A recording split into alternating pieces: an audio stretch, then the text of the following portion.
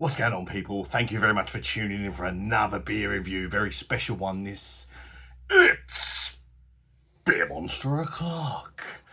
This has got to be the most expensive beer I've ever reviewed on the channel by some bloody distance, I'll tell you that.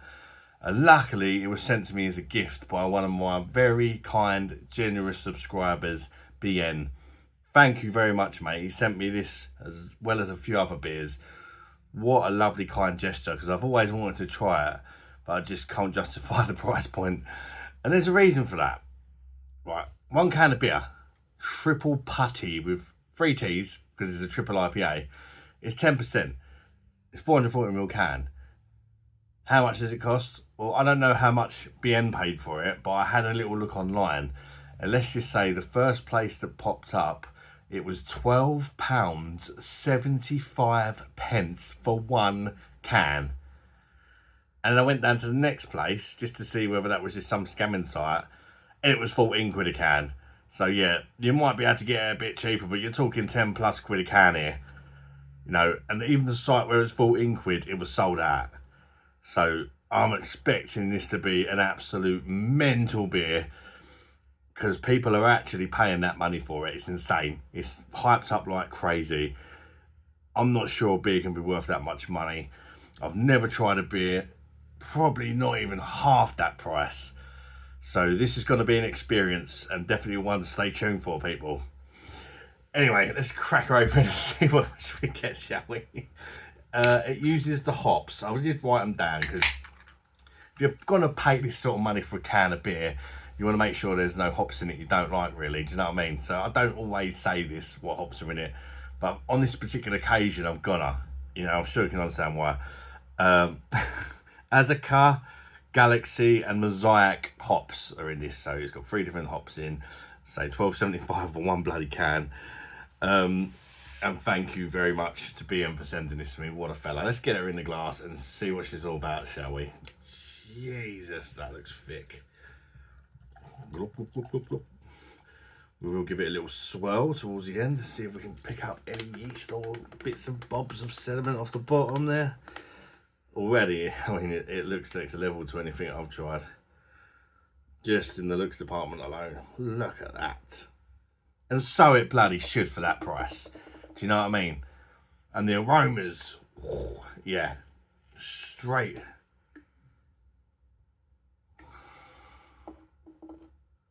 Hypnotisingly good, that aroma, I've got to say. Look at that. Just look at it. You really gotta look at it. It's a beer that looks like a bloody smoothie.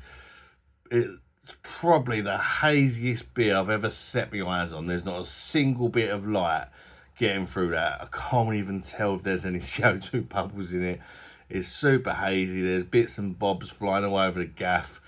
There's a little bit of a lava lamp effect thing going on. We've got a really nice, just slightly off-white, creamy looking head. It looks the absolute dog's dangly hairy swingers, if you ask me. I don't think I've ever been so excited to sniff a beer, but just by the aroma coming from the can, almost hypnotised me. So yeah, let's check out the aromas of Verdant Brewery's triple putty triple IPA, coming in at a whopping 10% ABV and a whopping price tag. Okay, it does smell incredible, but it don't smell like it's worth bloody 13 quid a can nearly. But it does smell incredible, I'm not gonna lie. Huge tropical aroma, but it's also citrusy, grapefruit, melon, bloody melon. I'm not sure I've ever picked up melon on an aroma before, but there's definitely melon, and it stands out a bit as well. I'm sort of buried. There's a lot going on here. There's like an almost overpowering citrusy pininess to this that comes in with them fruits that smell slightly sweet. It smells fantastic. Again, I'm not going to smell it and go, yeah, that's worth 13 quid. The proof's in the pudding, innit? I need to try this beverage and let you guys know if I think it's worth a buy. It'd be incredible if I think it justifies that price tag. No, but it depends what sort of money you got, really, doesn't it? Because some people can drop 13 quid on a beer, and in the end of the day, it doesn't affect them, does it? You have to, well, I've got to say, you don't need many of them. Even if you've got to try and session it, it's 10%. You're only going to need a couple, ain't you? Anyway, cheers, everybody. Let's give this one a crack, shall we? Let's give it a good gulp on the first go to really try and get nuked by them flavours and that 10%.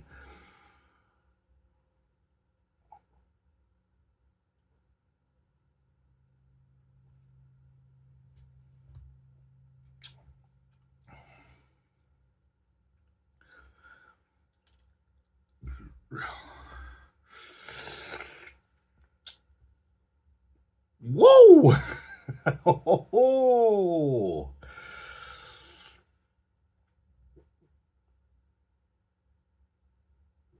Jesus,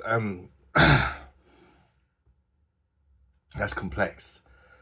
There's a lot of bloody hops in this, I can tell. Wow.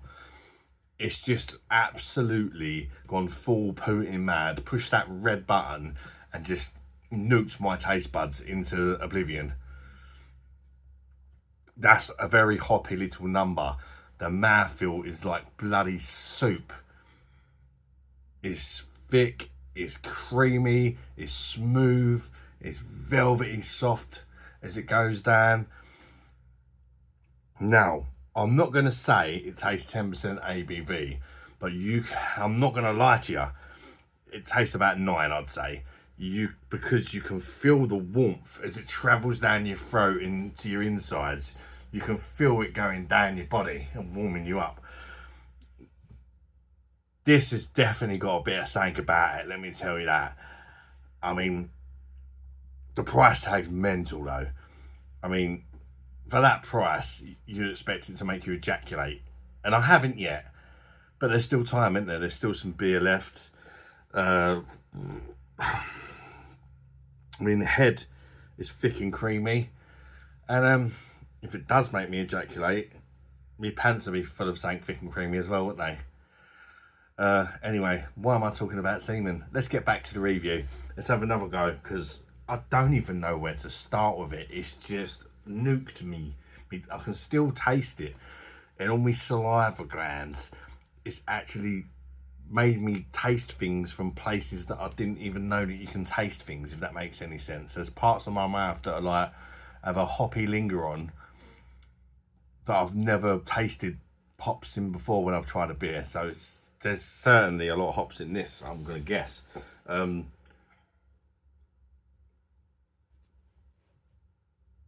They really do nuke you. And the star of the show. Wow. You get you get some sort of tropical fruits at the start. And you get some stone fruits. Pineapple stands out a bit. Touch of melon. There's even a bit of like a berry sort of kick to it. There's all sorts going on. And then you get this citrus fruit that just ignores all that juicy goodness and says, you're saying you're not being a sweet beer today, you're not being too sweet for the beer monster. And it just says, clear off, mate. Get out of here. You just get nuked by this pop explosion of citrusy, piney craziness that's hard to even explain. You get like zesty orange and grapefruit and just all sorts. It's difficult to pick them out, and it really does coat your taste buds and sends your nipples soaring. It's a very special beer, but it does have a very special price tag. But I'm going to ignore the price tag in a way. I'm going to give the beer a review disregarding the price tag when I score it, let's say. But I will go in there and say I don't think it's worth 13 quid a can. Jesus Christ, I'm going to be sucked dry for that. That's a lot of money, isn't it? It is to me. That's half a freaking keg on the PD for not even a pint.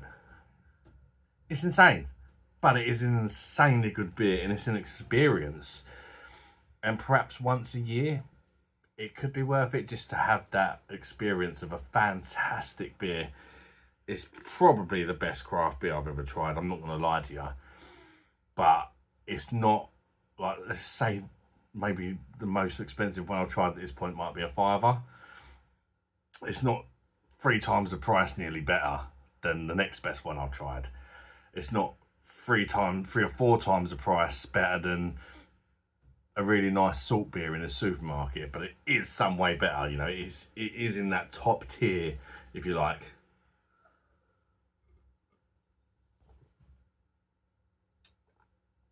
Big linger, pleasant dryness, really zesty. You almost feel like you've bitten into a grapefruit and bitten into an orange, and you know what that'll do to your taste buds. You know, this beer kind of does that. It's a crazy beer. It's an experience beer. It's an interesting, unique, wonderful experience drinking this beer. And honestly, the fellow who sent it to me, I can't be more grateful for paying for me to have this experience. What a fella, experience I wouldn't have had without you sending it to me. So I feel really blessed, and thank you so much. And I know I'm not stupid. Most of the people watching this are never going to afford to be able to try this beer. I'm not an idiot. I couldn't afford to try it. I just was lucky enough I got one sent. Hopefully you find the video entertaining though. And if you have been fortunate enough and blessed to try this beer, let me know your thoughts in the comments, because it's quite hard to happen for me. But it's kind of took me breath away a bit, and it's done stuff to my taste buds that no other beer's done to a certain degree. And I reckon if I let it warm up a little bit and drunk it slowly, I'd probably get loads more flavours and all that. But I don't want this review to be an hour long. Just want to smash it.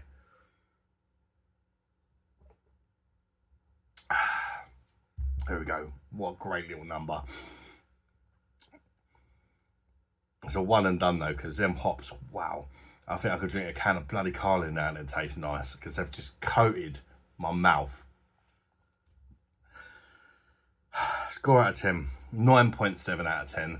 One of the highest marks, maybe even the highest mark I ever gave a beer. I think I might have done a few 9.8s actually, but yeah, it's up there. It's fantastic, but for me, it's not worth the price point. I mean, come on. Do you know what I mean? I've not had to change my underpants. That's a lot of bloody money, isn't it? You go get a bottle of Captain Morgan's on special offer for that. Yeah, not worth the price point, but I didn't even ring the bell. It just it took my mind to a different place. It gets the bell because it's over a 9 out of 10. I've also rung the bell because it's time for you all to get the fuck out of here. But before you do that, don't forget to like and subscribe. Till next one. Bye-bye, darling.